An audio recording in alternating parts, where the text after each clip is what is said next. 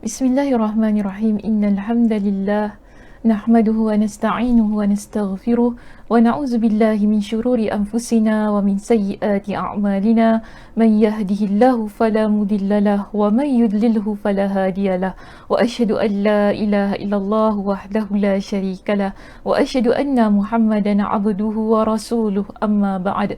Rabbi shrah li sadri wa yassir li amri wahlul 'uqdatam min lisani yafqahu qawli. Rabbi zidni ilma warzuqni fahma. Allahumma inna nas'aluka ilman nafi'a wa rizqan tayyiba wa amalan mutaqabbala. Assalamualaikum warahmatullahi wabarakatuh. Apa khabar semuanya di Masjid An-Naim pada malam ini? Saya harap semuanya dalam keadaan yang sihat sejahtera hendaknya. Jadi bagaimana kita pada hari ini sudah bersedia untuk mengikuti sambungan perbincangan kitab kita Wiqayatul Insan? Saya harap semuanya sudah bersedia dengan kitab masing-masing, kan, dengan buku nota masing-masing untuk mencatat perbincangan kita pada malam ini. Baik, jemaah sekalian, pada hari ini kita akan menyambung. Kita masih lagi dalam bab berkenaan dengan benteng ghaib, dan pada hari ini kita akan menyambung perbincangan berkenaan dengan tajuk tersebut. Dan malam ini kita akan masuk kepada beberapa lagi perkara yang boleh kita lakukan untuk membenteng diri kita daripada gangguan syaitan. Baik, jadi pada malam ini insya-Allah kita akan masuk pada muka surat berapa ni? 389. Ya, kita akan masuk kepada muka surat 389 dan perbincangan malam ini berkaitan dengan surah Al-Baqarah. Okay, jadi kesemua daripada awal hingga akhir pada malam ini kita akan memfokuskan berkenaan dengan surah Al-Baqarah. Jadi walaupun ada beberapa perkara lah yang disebutkan di dalam muka surat yang akan kita lihat nanti, tetapi kita dapati ianya menyebutkan berkenaan dengan surah Al-Baqarah. Baik, dalam perbincangan kita pada muka surat 382, ya, dalam muka surat 382 ada beberapa dalil yang dikemukakan kepada kita sebagai bukti bahawa surah Al-Baqarah mampu mendinding diri kita daripada hal-hal ghaib, iaitu syaitan. Baik, di dalam surah Al-Baqarah ada keutamaannya yang disebutkan di sini, iaitu kalau kita rujuk pada hadis yang diriwayatkan oleh Imam Muslim, Nabi SAW bersabda, la taj'alu buyutakum maqabira inna syaitana yanfiru. Okay, inna syaitana yanfiru minal baiti alladhi tuqra'u fihi suratul Baqarah. Janganlah kalian jadikan rumah-rumah kalian sebagai kuburan.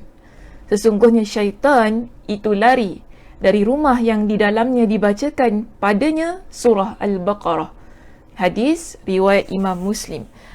Dan hal ini, hadis yang serupa ini ada juga disebutkan di dalam kitab kita. Betul lah, dalam slide Ustazah ini dan juga dalam buku dia agak sedikit berbeza, ya, kalau kita lihat daripada sudut lafaz hadisnya. Tetapi tidak menjadi masalah, jangan risau.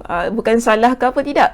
Biasalah dalam hadis ni dia ada selalunya bila diriwayatkan ada pelbagai macam lafaz tetapi mengandungi maksud yang sama. Yang penting status hadisnya adalah sahih. So kita jangan risau, Ustazah kenapa kat buku lain, dekat slide Ustazah lain? Tak ada apa-apa, okey sahaja. Sebab periwayatannya ataupun orang yang meriwayatkannya berbeza. Kalau di sini hadis riwayat Muslim, tapi kalau kita rujuk dalam kitab kita ini, ada hadis yang diriwayatkan oleh Imam Ahmad. Mungkin sebab itulah kita katakan ada sedikit perbezaan daripada sudut lafaznya, tetapi maksudnya tetap sama. Ya, cuba lihat dalam kitab kita di sini, apa kata Nabi SAW berkenaan dengan surah Al-Baqarah. Kalau kita rujuk dalam kitab kita di situ, Nabi SAW bersabda, depannya sama, ya, sebagaimana yang ada dalam slide Ustazah ini, iaitu la taj'alu buyutakum maqabira. Janganlah kalian menjadikan rumah-rumah kalian seperti kuburan. Kenapa, ya, macam tu? Sebab seram, menyeramkan, sunyi, sepi dan sebagainya. Kemudian Nabi kata apa? Wa innal baital ladzi tuqra'u fihi al-baqarah la yadkhuluhu syaitan. Sesungguhnya syaitan tidak akan memasuki rumah yang di dalamnya dibacakan surah Al-Baqarah. Jadi di sini bila kita tahu tentang hadis yang Nabi SAW sampaikan kepada kita ini kan, ia seharusnya menjadi kita panggil amalan kita untuk membenteng rumah kita. Kan selalu orang kata, Ustazah, macam mana kita nak pagar rumah, macam mana kita nak benteng rumah kita ni supaya tak masuk syaitan, supaya tidak ada benda-benda yang tidak baik dalam rumah kita. Antaranya yang Nabi SAW ajarkan ialah membaca surah Al-Baqarah. Jadi kalau kita nak benteng rumah kita, usahakan untuk kita sendiri yang membaca surah Al-Baqarah di dalamnya. Maknanya kita meriahkan rumah kita dengan bacaan Al-Quran. Antaranya yang paling power kan, yang paling power yang boleh kita amalkan untuk benteng rumah kita ni lah dengan membaca surah Al-Baqarah. Baik, perkara ini juga ya ada disebutkan oleh Nabi SAW di dalam hadis yang lain, iaitu kalau kita rujuk kepada dalil yang kedua dalam kitab kita. Saya tidak nyatakan di sini, saya tidak paparkan di video kita ini. Tetapi yang penting ialah lihat pada perenggan yang berikutnya. Ada hadis Nabi SAW yang Nabi pesan kepada kita supaya apa? Baca surah Al-Baqarah. Okay. Iqra'u surat Al-Baqarati fi buyutikum. Bacalah surah Al-Baqarah di dalam rumah kalian. Fa inna syaitan, sesungguhnya syaitan, la yadkhulu baitan, tidak masuk ke dalam rumah, yuqra'u fihi suratul Baqarah, yang dibacakan di dalamnya surah Al-Baqarah. Ya, hadis ini adalah hadis yang sahih. Kalau kita lihat di situ ya, bawahnya ada nota kaki nombor 47, tetapi hadisnya adalah sahih. Jangan tidak menjadi masalah lah, jangan risau ni hadis sahih ke tidak. Sebab begini, kalau kita lihat daripada awal hingga ke akhirnya, ia adalah hadis yang saling menguatkan antara satu dan yang lain. Okay, hadis pertama kemudian didatangkan dengan hadis yang kedua, hadis yang ketiga, kan? Semua hadis di dalam bab ataupun topik surah Al-Baqarah ini, ia saling menguatkan antara satu dan yang lain. Contohnya kita lihat pada hadis kita yang ketiga dalam kitab kita, apa kata Nabi SAW. Hadis ini diriwayatkan daripada Anas ibn Malik radhiyallahu an. Apa kata Nabi SAW di dalam hadis ini? Nabi kata begini, inna syaitan yakhruju minal bait, sesungguhnya syaitan akan keluar daripada rumah. Idza sami'a surat Al-Baqarati tuqra'u fihi, jika di dalamnya dia mendengarkan surah Al-Baqarah yang dibacakan di dalam rumah tersebut. Jadi jelaskan kepada kita, kuat bukan hujah itu bila kita nak dinding rumah kita, nak benteng rumah kita daripada apa? Daripada syaitan. Apa yang perlu kita buat? Baca surah Al-Baqarah. Jangan sibuk gantung tangkal ya. Jangan sibuk gantung tangkal. Hal itu dia tidak memberi apa-apa manfaat. Dia tak datangkan sebarang manfaat ataupun mudarat kepada kita ataupun kepada syaitan itu. Jadi kita jangan bergantung kepada benda-benda yang begini. Kalau pun orang kata kau letaklah benda ni dekat pintu kau, nanti insya-Allah benda-benda gini tak masuk. Janganlah. Jangan buat perkara yang khurafat, perkara syirik untuk benteng rumah kita. Nabi SAW sudah mengajarkan kepada kita dengan satu benteng yang paling kuat sekali, iaitu apa dia? Surah Al-Baqarah. Dan surah Al-Baqarah, Nabi SAW dalam hadis yang lainnya, mafhumnya begini. Nabi kata apa? Ambillah surah Al-Baqarah, kerana baca, ambil tu makna baca surah Al-Baqarah ini, kerana mengambilnya, membacanya itu ada keberkatan. Okay, mengambilnya adalah keberkatan. Dan akhir daripada hadis itu, apa kata Nabi? Ahli sihir tak boleh, ahli sihir tidak boleh mengalahkan surah Al-Baqarah. Maknanya kekuatannya Masya Allah Tabarakallah. Jadi kita ambil usaha. Mungkin kan kita kata, saya tak pandai baca Al-Quran, macam mana? Inilah masanya untuk kita pertingkatkan diri kita membaca Al-Quran. Cuba kita fikir, kenapa kadang-kadang Allah Subhanahu Wa Taala uji kita? Mungkinlah ada orang di kalangan kita diuji dengan gangguan dan sebagainya. Kenapa? Allah Subhanahu Wa Taala di situ ingin kita belajar lagi agama, ingin kita dekatkan lagi diri kita dengan Al-Quranul Karim, bukan semata-mata supaya kita ni menghalau jin dan syaitan itu, bukan begitu, tetapi bagaimana kedekatan kita dengan Al-Quranul Karim itu, ia yang menjadi penting. So di sini, bila kita tahu surah Al-Baqarah ni adalah surah yang kuat, yang boleh membantu mendinding diri kita, mendinding rumah kita, sebagaimana yang Nabi SAW sebutkan di dalam hadis itu tadi, maka kita seharusnya mengambil inisiatif yang lebih untuk mempertingkatkan diri kita lebih dekat dengan Al-Quran, lebih mahir lagi membaca Al-Quran, agar, betul lah surah tu panjang kan, surah Al-Baqarah, saya rasa kalau saya baca tak game, tapi kalau kita lancar bacaan Al-Quran kita, insya-Allah dia akan menjadi mudah bagi diri kita.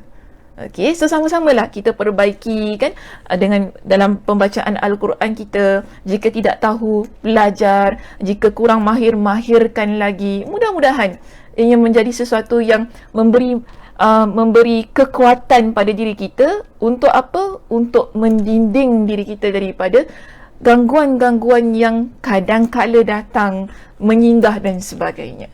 Okey, baik. Seterusnya ya, kita lihat pada muka surat yang berikutnya. Baik, pada muka surat yang berikutnya di sini ya, kita dapati bahawa ada satu lagi benteng ghaib yang disebutkan, iaitu Ayatul Kursi. Okey, membaca Ayatul Kursi. Ayat kursi ia juga termasuk dalam surah Al-Baqarah. Ayatul Kursi terdapat pada ayat yang ke-255 dalam surah Al-Baqarah. Sebab tu tadi saya kata, perbincangan kita pada malam ini keseluruhannya ialah tentang surah Al-Baqarah.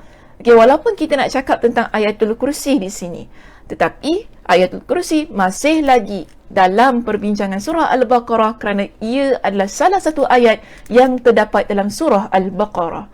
Jadi, pada ayat yang ke-255, 255. Okey, pada ayat yang ke-255. Di sini ya, ada satu hadis Nabi sallallahu alaihi wasallam yang diriwayatkan oleh Imam Al-Bukhari yang menceritakan berkenaan dengan Ayatul Kursi, iaitu sebenarnya ini adalah ucapan syaitan. Okey, ucapan syaitan kepada Abu Hurairah. Bila ketika Abu Hurairah menangkap dia yang mencuri barang di Baitul Mal atau di tempat zakat. Jadi Abu Hurairah tangkap dia. Kemudian Abu Hurairah ingin bawa dia bertemu dengan Nabi SAW. Tetapi syaitan ini dia merayu kepada Abu Hurairah agar jangan bawa dia kepada Nabi. Kemudian dia ajarkan. Pada masa itu Abu Hurairah tidak mengetahui dia itu adalah syaitan sebab dia dalam bentuk manusia. Jadi Abu Hurairah pun dengar apa yang dia sebutkan. Dan dia kata apa? Hendakkah engkau aku ajarkan kepada engkau dengan kalimat. Dengan kalimat yang mana akan memberi manfaat kepada engkau. Orang ni kata dengan dia lah.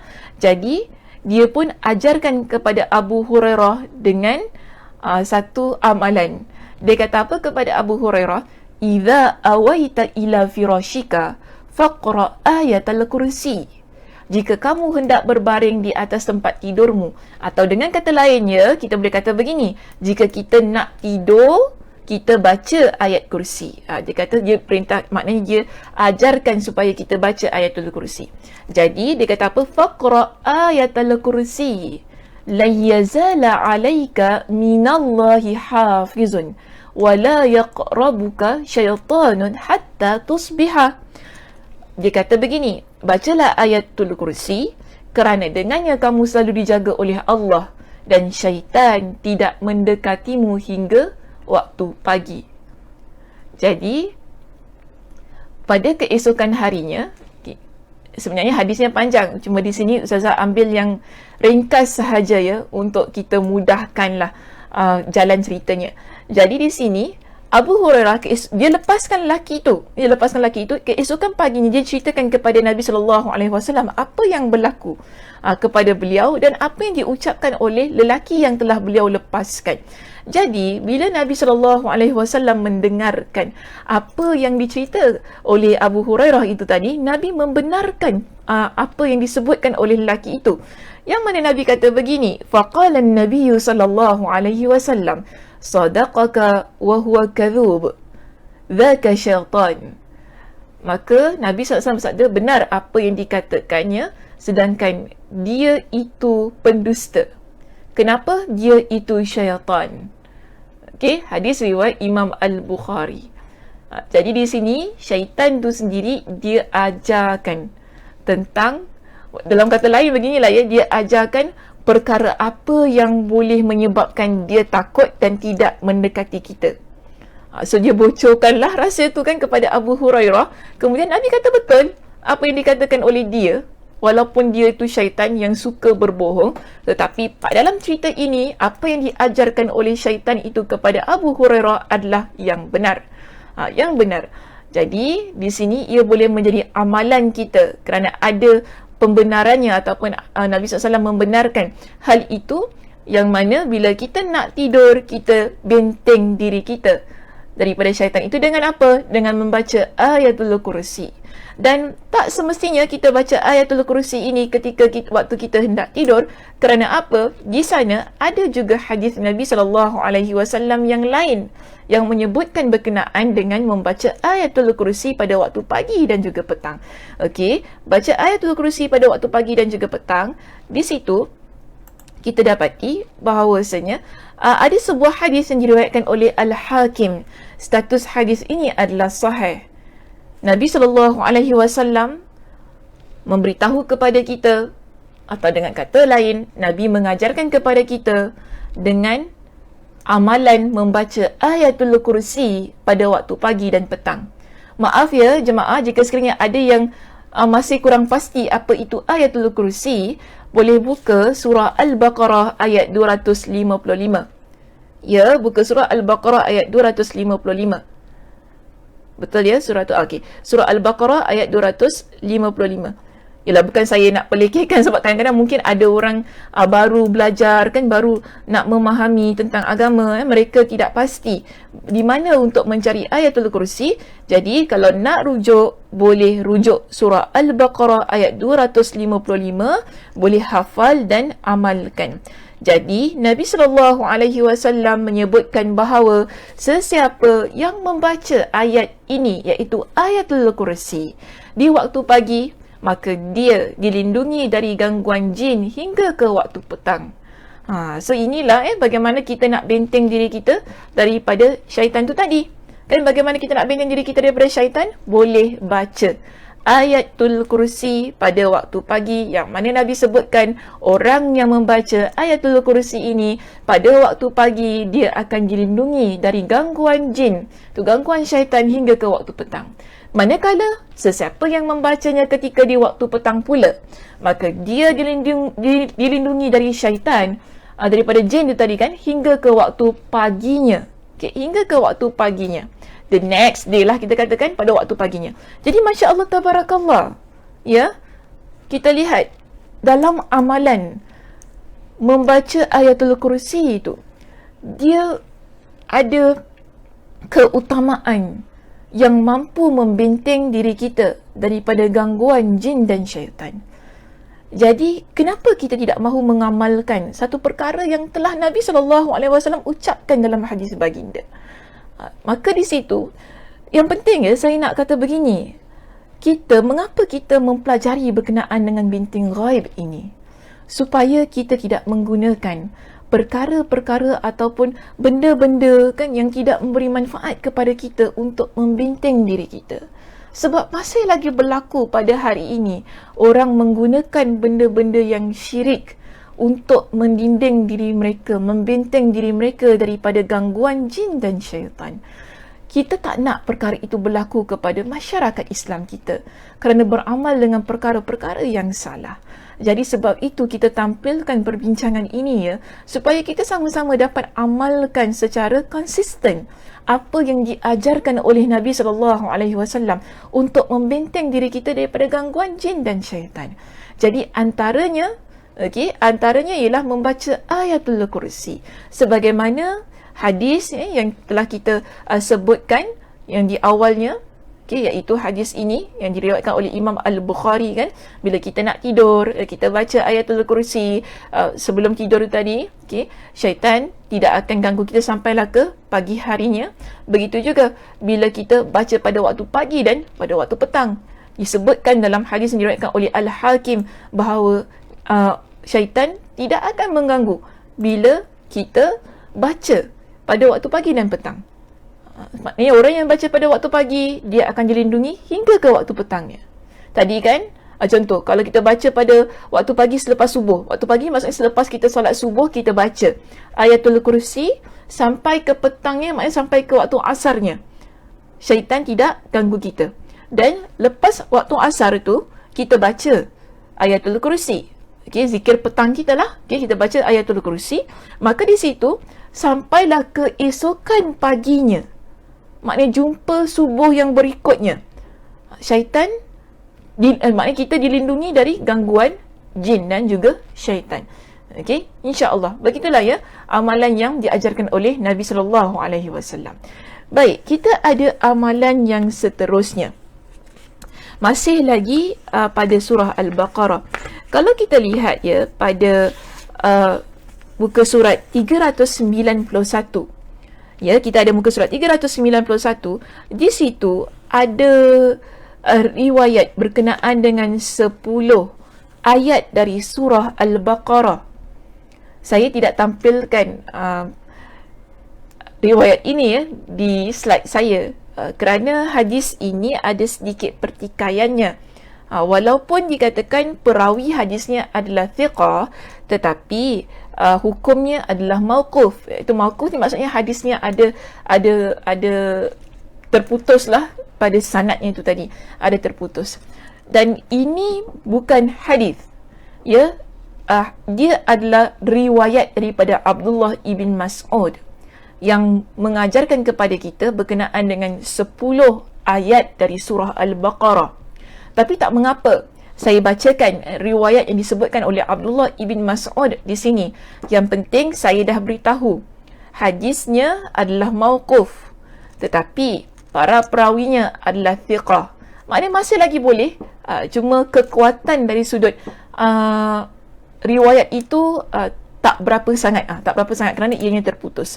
Baik, so kita lihat di sini Abdullah ibn Mas'ud radhiyallahu an, dia berkata begini: siapa yang membaca 10 ayat daripada surah Al-Baqarah pada malam hari, maka syaitan tidak akan memasuki rumahnya pada malam itu. Masih lagi kita bincang tentang syaitan tak masuk rumah bila baca surah Al-Baqarah. Cuma kalau pada yang hadis Nabi kan, Nabi sebutkan keseluruhan surah Al-Baqarah. Bagi saya itu lebih tepat dan itu lebih sahih, lebih kuat kerana daripada Nabi SAW. Tetapi kalau daripada Abdullah ibn Mas'ud, beliau memilih 10 ayat dalam surah Al-Baqarah yang mana beliau katakan ada kekuatan untuk, bukan kekuatan lah, ada keutamaannya untuk menghalau syaitan daripada rumah. Jadi dia kata begini, apa ayatnya? Iaitu 4 ayat permulaan surah Al-Baqarah, ayat 1 hingga 4, kemudian ayatul kursi yang tadi baru kita habis bincangkan kan, iaitu pada ayat 255, dan 3 ayat yang terakhir.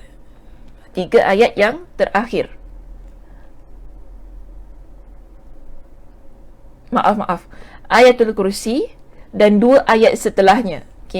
Saya tertinggal tadi, ayatul kursi dan 2 ayat setelahnya. Jadi 4, 5, 6, 7 dan ditambah dengan 3 ayat yang terakhir dalam surah Al-Baqarah, iaitu ayat 284 hingga 286. Jadi keseluruhan jumlahnya ada 10 ayat. yang boleh dibaca dalam surah Al-Baqarah. Ini adalah riwayat daripada Abdullah ibn Mas'ud, ya, bukan hadis Nabi SAW. Tapi bila kita nak pegang berkenaan dengan hadis Nabi yang betul-betul daripada Nabi, ialah tentang keseluruhan surah Al-Baqarah daripada ayat 1 sehinggalah ke akhirnya. Itu yang Nabi SAW sebutkan. Tetapi kalau berkenaan dengan 10 ayat dalam surah Al-Baqarah, ia adalah riwayat daripada sahabat, iaitu Abdullah ibn Mas'ud. Jadi pada riwayat lain dikatakan syaitan tidak akan mendekatinya dan keluarganya pada malam itu, juga sesuatu yang dibencinya, perkara-perkara yang tidak baik. Contohnya, tidaklah ayat-ayat itu dibacakan kepada orang gila, melainkan dia akan sembuh dan sedar. Ini adalah riwayat lah. Cuma yang riwayat kedua ini wallahu a'lam, adakah ia sahih ataupun tidak. Saya pun dah cuba untuk cari, tetapi tak jumpa. Cuma yang bagi saya berkenaan dengan surah Al-Baqarah ini keseluruhannya itulah yang kuat untuk kita pegang sebagai satu dalil yang membuktikan ataupun menunjukkan bahawa ia mampu mendinding diri kita daripada gangguan jin dan syaitan. Keseluruhannya, ya. Dan kalau kita nak ambil satu ayat tadi, ialah Ayatul Kursi. Ayatul Kursi pada ayat 255. Tapi kalau kita nak pegang 10 ayat dari surah Al-Baqarah, bagi saya ia tidak salah. Ia riwayat daripada seorang sahabat. Cuma yang lebih kuat kalau kita nak pegang pendapatnya ialah keseluruhan surah Al-Baqarah dan juga Ayatul Kursi yang terdapat pada ayat 255 dalam surah Al-Baqarah. Baik, kita juga ada riwayat yang lain, riwayat hadis yang lain yang kuat juga untuk kita pegang berkenaan dengan beberapa ayat dalam surah Al-Baqarah. Baik, kalau dalam kitab kita berada pada muka surat 391 pada poin kita yang terakhir pada malam ini, iaitu 2 ayat yang terakhir dalam surah Al-Baqarah. Okey, 2 ayat yang terakhir dalam surah Al-Baqarah, hadis ini diriwayatkan oleh Imam Al-Bukhari. Apa kata Nabi SAW dalam hadis ini? Nabi SAW bersabda, "Man qara'a bil ayataini min akhir suratil Baqarah fi lailatin kafatahu." Siapa yang membaca 2 ayat terakhir dari surah Al-Baqarah pada satu malam, kedua ayat itu akan mencukupkannya. Dalam kitab kita juga disebutkan sama, ya, tak ada perbezaan dalam kitab dan juga dalam slide ustazah. Kedua-duanya adalah sama. Jadi kalau dalam kitab kita, kita lihat di situ disebutkan man qara'a bil ayataini min akhir suratil Baqarah fi lailati kafatahu, mencukupinya. Ada yang berkata, dijelaskan di bawah itu maksud kafatah. Apa yang dimaksudkan dengan kafatah di sini? Kafatah, ada yang mengatakan kalau kita rujuk kepada penerangan dalam kitab Fathul Bari dan juga kitab Tuhfatul Ahwazi, di sana ada kepelbagaian pendapat yang diutarakan oleh para ulama berkenaan dengan maksud kafatahu, iaitu bagaimana kedua ayat yang daripada 2 ayat yang terakhir dalam surah Al-Baqarah, iaitu ayat 285 dan 286 itu boleh mencukupkan kita bila kita baca pada satu malam atau pada waktu malam.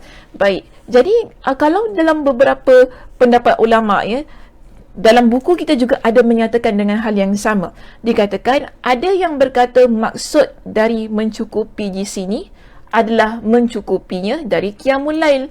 Maknanya bila kita baca 2 ayat yang terakhir dalam surah Al-Baqarah itu tadi, kita ni seolah-olah dapat pahala seperti Qiyamul Lail. Okey, ada pula yang berkata dari syaitan.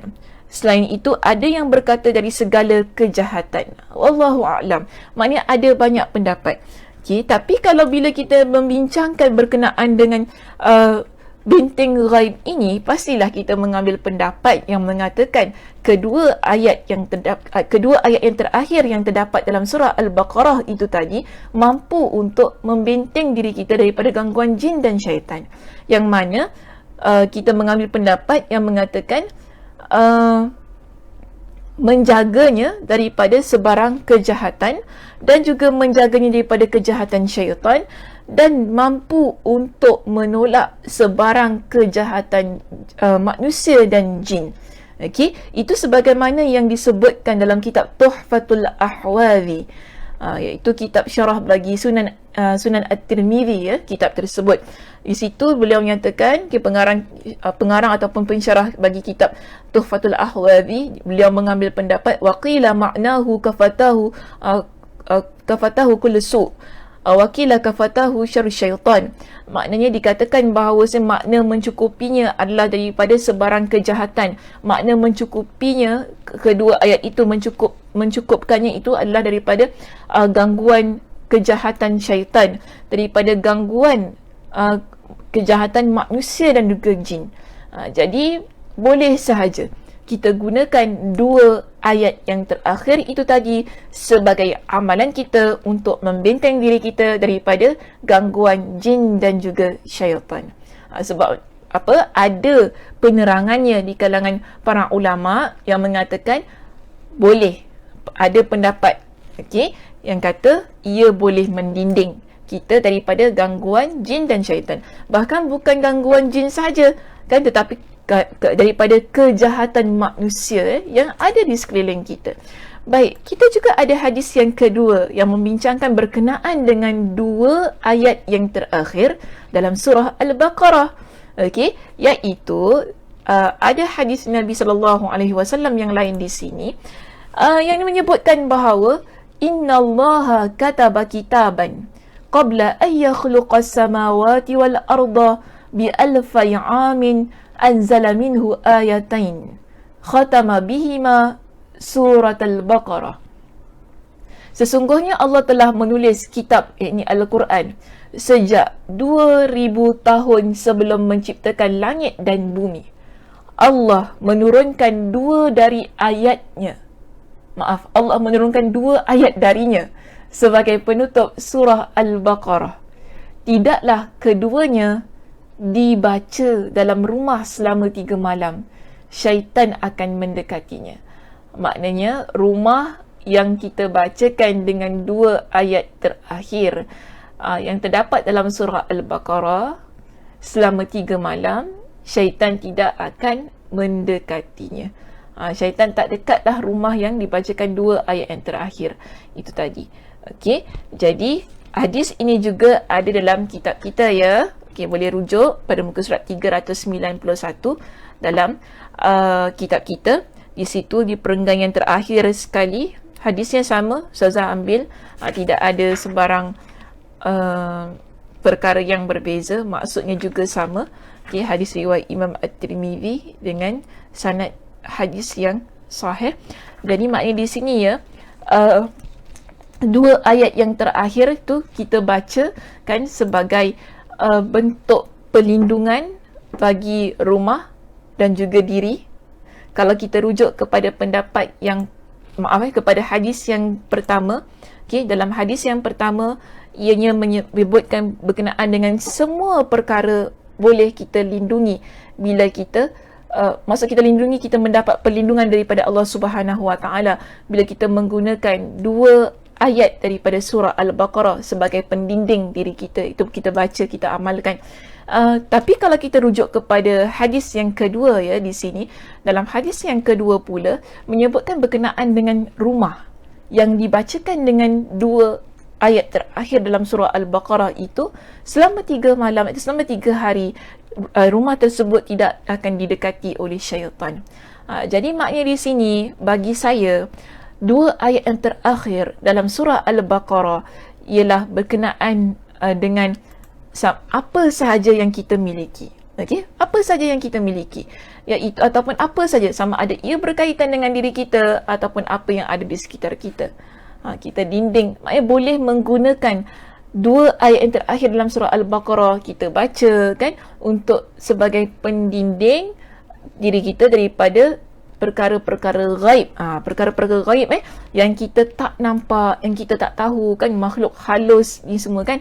Makhluk kasar boleh saja makhluk kasar. Makhluk kasar tu maksudnya manusia lah yang boleh kita nampak kan. Manusia ni, sebab tadi pun kita dah bincangkan pada hadis yang pertama berkenaan dengan 2 ayat yang terakhir dalam surah Al-Baqarah, ia boleh menolak bahaya yang dilakukan ataupun kejahatan yang dilakukan oleh manusia ataupun jin. Jadi maknanya boleh, tidak menjadi masalah. Yang penting kita yakin ataupun tidak. Kita yakin ataupun tidak untuk mengamalkan. Namun bagi ustazah, seharusnya berkenaan dengan ayat kursi, berkenaan dengan surah Al-Baqarah ini kan, ia menjadi sesuatu yang kita yakini dalam diri kita. Kita tak boleh kata, saya tak yakinlah nak amalkan surah Al-Baqarah, saya tak yakinlah nak amalkan ayatul kursi, saya tak yakinlah nak amalkan 2 ayat terakhir dalam surah Al-Baqarah ini. Kenapa pula begitu? Kenapa kita yakin sedangkan ini adalah kalamullah? Ia adalah kata-kata kalam Allah Subhanahu wa taala yang seharusnya kita sebagai seorang muslim yakin daripada perkara-perkara yang lain kan.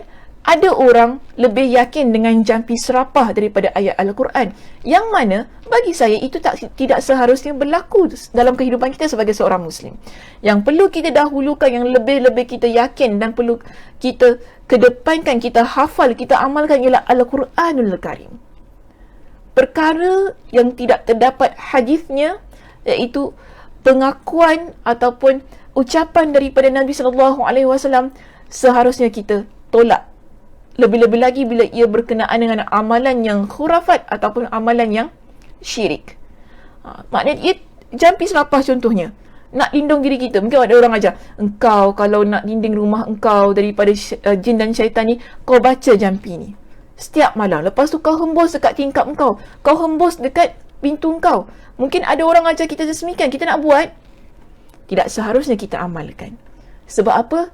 Kita ada surah Al-Baqarah yang Allah Subhanahu wa taala turunkan sebagai surah yang mengandungi banyak keberkatannya untuk kita ambil dan untuk kita jadikan ia sebagai amalan dalam diri kita. Sebagai apa? Sebagai pendinding daripada perkara-perkara ghaib yang ada di sekitar kita. Okey, itu sahaja perbincangan kita pada malam ini. InsyaAllah kita akan jumpa pada minggu hadapan dengan perbincangan yang seterusnya. Saya harap mudah-mudahan dalam perbincangan kita pada malam ini sedikit sebanyak mampu memberikan manfaat bagi diri saya dan juga diri semua yang mendengar dan mengikuti pengajian kita. Baik, saya tutup dengan tasbih kafarah. Subhanakallahumma wa bihamdika asyhadu an la ilaha illa anta astaghfiruka wa atubu ilaik. Assalamualaikum warahmatullahi wabarakatuh.